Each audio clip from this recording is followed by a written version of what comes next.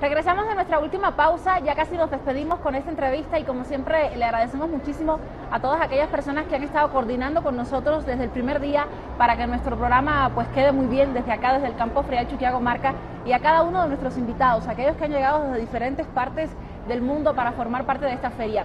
Sin duda alguna es un gran privilegio para mí cerrar esta transmisión, esta cobertura con uno de los más importantes escritores que está llegando a esta feria. Ha llegado hace muy pocas horas a nuestro país, a la ciudad de La Paz, y hoy nos va a dar unos minutos para conversar de cerca sobre su propuesta literaria. Me encuentro junto al escritor mexicano Jorge Volpi. Gracias por estar acá. Te agradezco muchísimo. Con todo gusto. Buenas tardes. Buenas tardes. Me decías que no es la primera vez que llegas a Bolivia. ¿Has llegado cuántas veces antes? En Bolivia yo creo que he estado unas 5 o 6 veces. 5 o 6 veces. Y en cada vez es como si regresaras a un nuevo guión, a una nueva lectura de la realidad, porque siempre cambian cosas. Claro, además a La Paz esta es mi segunda vez apenas. En La Paz. Y la vez pasada estuve hace 15 años. Hace 15 años. Wow, sí, es otro guión, sin duda alguna. Exacto. El de Bolivia. Jorge, ¿cómo enfrentas tu posición como escritor, como investigador, como periodista, después de haber ganado un premio tan importante como el del pasado año con una novela criminal? Bueno, para mí fue muy emocionante y muy importante el premio Alfaguara, que permitió que ese libro, una novela sin ficción basada en un caso criminal que fue muy importante en México, pudiera circular pues por toda América Latina, llegar a Bolivia y a otros lugares. Entonces, pues fue un año muy intenso. Ahora ya es un año un poco más tranquilo. Más relajado, ¿no? Disfrutando las consecuencias. Sí. Cuando hablamos de un escritor, normalmente hablamos de un escritor pensando en que siempre ficcionaliza lo que hace. Un poco inventa ese mundo que nos propone a través de la lectura, pero en tu caso tú has afirmado en varias ocasiones que este trabajo, esta novela, no te ha dejado espacio casi para la ficción, porque toda la ficción fue dada por las mismas instancias policiales. ¿Cómo repensar la función de escritor ante un caso como este? Este fue un experimento, en realidad, una manera distinta de escribir para mí. Yo solo había escrito ensayos de un lado o novelas con ficción, digamos novelas normales, y sin embargo me pareció que este era un caso muy interesante que revelaba muchas cosas sobre México, sobre mi país y en general sobre cómo funciona la justicia en América Latina.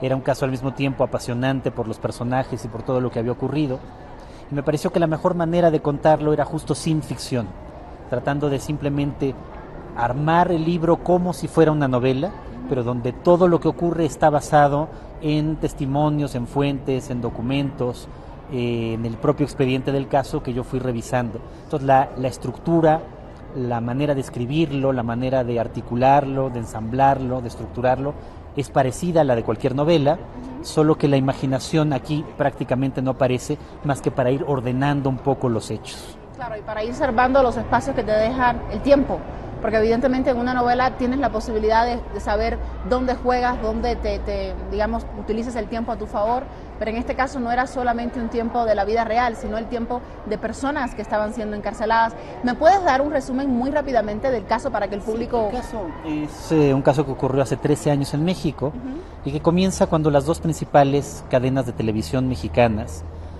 anuncian que van a transmitir en vivo, en directo, la captura de unos peligrosos secuestradores y la liberación de 3 víctimas. Y en efecto, durante varias horas transmiten un muy espectacular operativo policíaco y capturan a una pareja formada por un mexicano, Israel Vallarta, y una francesa, Florence Cassé, y liberan a 3 víctimas, a un joven, a una mujer y a su hijo pequeño. Luego, otra investigación periodística, unos meses más adelante, va a revelar que todo lo que se vio ahí era falso, que ese operativo no ocurrió realmente, sino que fue todo un montaje de la policía para mostrar su eficacia en ese momento. Entonces, a partir de ahí empieza un caso que se vuelve muy complejo y que revela todas las deficiencias y todos los errores que tiene el sistema de justicia en México, que habla también sobre cómo se hacen las noticias falsas, las fake news, que en realidad pues ahí estaban claramente. Y que terminó por mostrar, digamos, los peores lados de mi país. Y que todavía no se ha resuelto, si bien ha sido liberada después de 7 años, Florence, todavía el caso sigue en investigación. Porque Israel Vallarta, su pareja, sigue en prisión preventiva desde hace 13 años. No ha tenido siquiera sentencia de primera instancia. y se logra un poco resolver a través no de la justicia, sino de las relaciones bilaterales entre México y Francia, que se vieron en un quiebre en ese momento. Exacto, sí. Esto generó una pelea diplomática enorme entre los entonces presidentes de México, Felipe Calderón, y de Francia, Nicolás Sarkozy.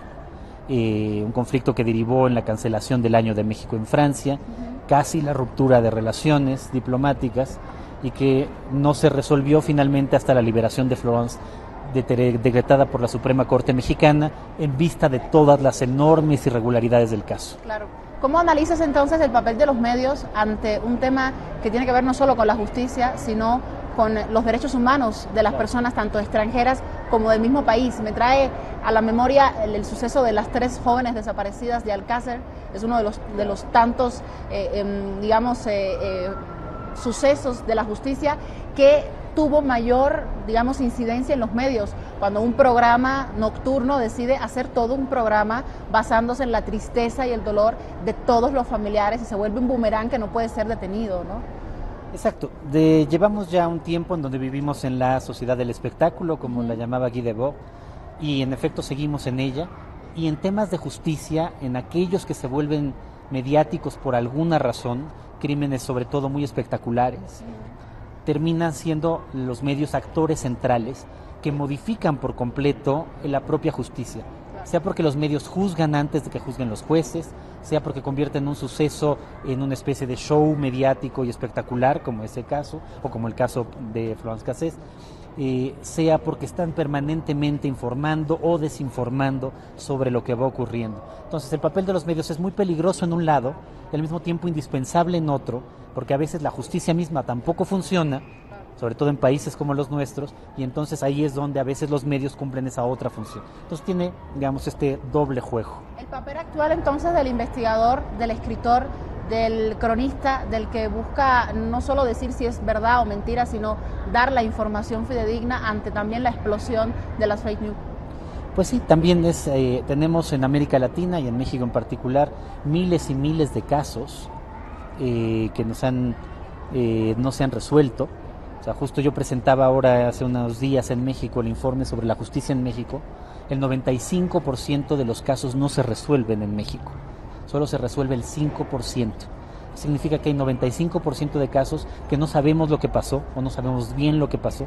Y ahí es donde a veces los escritores o los periodistas tienen un margen para tratar de hacernos entender qué es lo que sí ha ocurrido.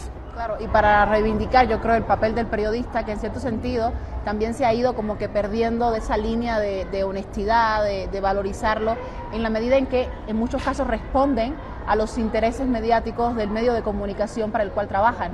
Y es como que una dinámica muy, muy, muy dura, muy contrastada para algunos que como periodistas consideran que no deben abordar, cierta temática de determinada manera y son en cierta medida pues obligados a hacerlo para lograr la primicia o para tener mayor rating ese día. Exactamente. Entonces también la lucha por el rating también convierte justamente en este show mediático muchos de los casos judiciales. Cuando hablamos de temas judiciales sabemos que el lenguaje es muy difícil de entender para el público de forma general. Los términos no son siempre los más conocidos. ¿Cómo te enfrentas a traducir toda esta cantidad de información? 800 páginas inicialmente habiendo sido editado, luego terminándolas en 500. ¿Cómo te enfrentas a ello en el ámbito del lenguaje? Bueno, yo soy abogado, yo estudié Derecho, entonces tenía, esa ventaja y esa formación. Y ya me había tocado hacer en otras novelas, en Busca de Klingsor, tratar de traducir, por ejemplo, la física cuántica al lenguaje común. Aquí era menos difícil. Ciertamente el lenguaje jurídico tiende a ser muy seco, tiende a tener miles de errores sintácticos y gramaticales. Entonces se trataba sobre todo de darle un poco la vuelta para hacerlo mucho más claro. Sobre todo eso, la búsqueda de la claridad. Claro, y en esa medida, ¿crees que hoy este tipo de propuestas puede ser leída por cualquier persona? ¿Puede ser como que entendida? Eso espero que sí. Qué bien. ¿Los próximos proyectos de Volpi? Bueno, apenas estoy, después de un año muy intenso, imaginando qué es lo que voy a escribir a continuación. Pero estoy, pensando. En proceso. ¿Y cómo manejas todo ello con el tema de la pedagogía? Porque también eres docente.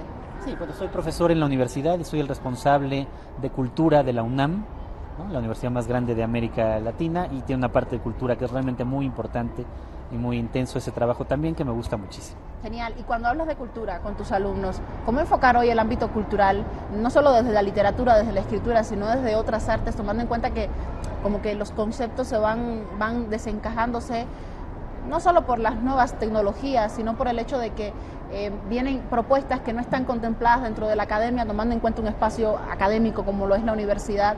¿Cómo manejas eso desde la UNAM? Bueno, hay en el doble caso. En mi caso, como profesor, doy clases de literatura, pero que siempre mezclo con otras disciplinas. Y ya desde responsable de cultura, pues en efecto, ahí sí tratamos de acercar lo más posible la cultura a los jóvenes. Acabamos de empezar un programa nuevo de puntos en donde los 350,000 alumnos que tiene la universidad, ahora gracias a esos puntos tienen acceso gratuito a conciertos, obras de teatro, danza, libros a lo largo del año.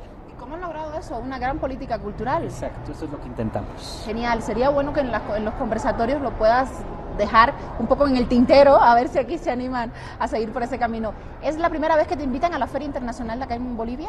A la de La Paz, sí. A la de La Paz. Habías estado en Santa Cruz antes, Había estado en ¿no? Santa Cruz, había estado en Cochabamba. Perfecto. ¿Y qué esperas de tu visita acá en La Paz?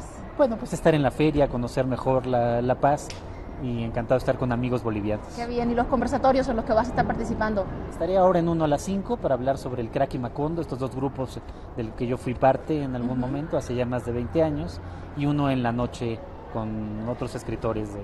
Agenda apretada vas a tener. Muchas gracias, Volpi. Te agradezco mucho la visita, que tengas una muy buena estancia y que no sea pues la última vez que te llegues a La Paz. Encantadísimo. Te agradezco muchísimo. Muy bien. Con esta entrevista despedimos el programa. Le agradecemos muchísimo que nos haya acompañado. Les recordamos que todas nuestras entrevistas pueden ser visitadas en nuestras redes sociales, escuchadas a través de Spotify, de nuestra página de Facebook, YouTube, y como siempre le invitamos a que regrese el lunes próximo a las 5 en punto de la tarde con nuestro programa en vivo desde el estudio de Avia y a la televisión. Así me despido. Hasta la próxima.